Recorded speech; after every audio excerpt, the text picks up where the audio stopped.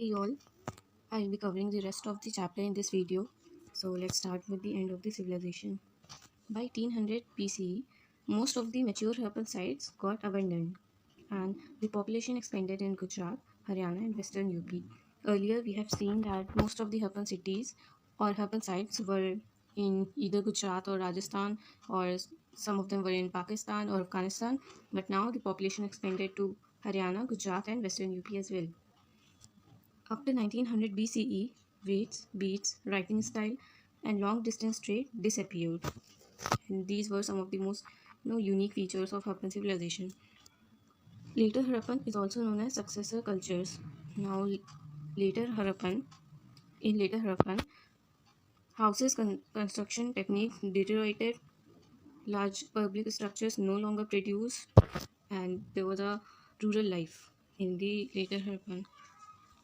Now, the reasons for the end of the civilization, though archaeologists are not 100% sure about any of the given reasons, but these are some of the assumptions like deforestation, excessive floods, drying of the river, or overuse of the landscape. Let's move to the discovering the Harappan civilization. Now, there are three theories, but the first two were unsuccessful in finding out about the Harappan civilization, but the last theory stands out. The first theory is about Cunningham's confusion. In mid 19th century, Cunningham began his excavation, and archaeologists at that time preferred written texts like inscriptions, and so did Cunningham. His interest was mostly on early historic and later periods. He used the account left by Chinese Buddhist pilgrims who visited the subcontinent by between 4th and 7th century CE to locate early settlements. Now, the Chinese Buddhist pilgrims' text didn't mention about Harappa. Okay. Now, Cunningham excavated the sites which he thought had cultural values. Now, Harappa was not the part of Chinese itinerary of Chinese pilgrims as mentioned in this line. No, and Harappa wasn't known as an early historic city. The people of that time thought that the earliest civilization were in Ganga Valley. So they missed about Harappan civilization. Okay, and like others, Cunningham too thought that the earliest civilization began around Ganga Valley. Now, an Englishman gave some artifacts to Cunningham, but he didn't realize how old they were, and he placed them in the time period he was familiar with. That is the Ganga Valley. We have read that the Cunningham forgot the significance of Harappa. Now we will talk about John Marshall's theory, a new old civilization. Dayaram Sahni found seals in Harappa, while Rakhal Das Banerjee found similar seals in Mohenjo-daro.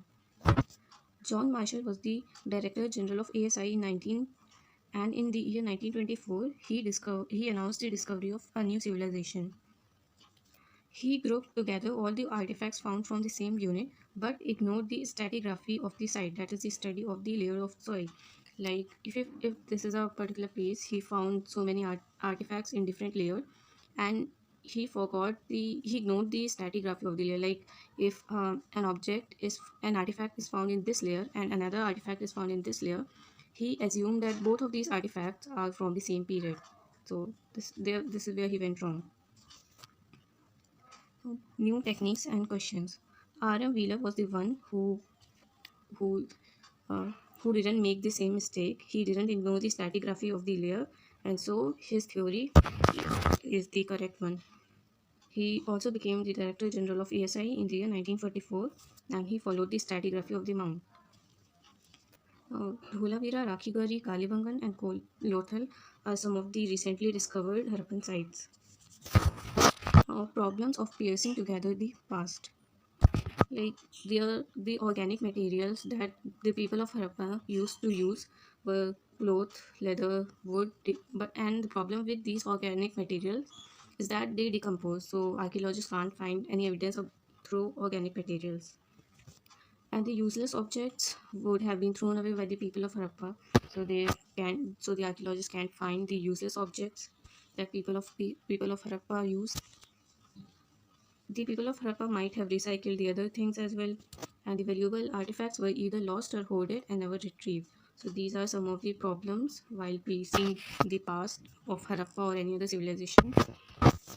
After recovering any artifact, there is another step that is to be followed, which is classifying the finds in terms of materials and functions. Archaeologists try to figure out whether the artifact was made up of stone, clay, bone, or ivory, or something else. They try to figure out the function the artifact would have served, like whether it was a tool or an ornament or both or something else. They resemble the artifact with present day things. By this they get the idea, like if an object resembles the same that of the present day object, then they could easily get the idea what the artifact was used in the older times as well. Now they also look after the context in which the artifact was found, like whether if the artifact was found in a grave, then it would have been used for burial purposes. If the artifact was found in a house, then it would have been used for household purposes. They also look after the indirect evidences like sculpture or text. They try to find out, if something is written about that artifact in text or sculpture.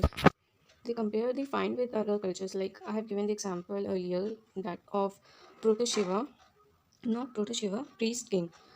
Now this like these are, this is the uh, statuary of priest king, and the same kind of statuary is found in Mesopotamia as well. So they have called it priest king, and at in Mesopotamia this statuary is called as priest king as well. So they have compared this statuary with that of other culture. Now let's move to the problems and interpretations. Earlier archaeologists thought that unusual objects may have a religious significance, like this terracotta figurine of woman, and which is also known as Mother Goddess. This is a very strange looking statuary. This woman is heavily jeweled, you can see, and some of these mother goddesses had elaborate headdresses like this. A priest king is a statue of man in standardized posture. The priest king is seated with one hand on the knee. You can't see in this figure because this is probably broken. Now, the third figure is fire altar and the great park. The image of fire altar is not given in the NCERT book. I have just downloaded this image for resemblance. These structures were probably used for ritual significance, ritual purposes. They were found in Kalibangan and Lothal. This fourth figure is a plant motif. It was made up on a seal. It indicated nature worship. The fifth figure is that of unicorn. It was also made up on a seal.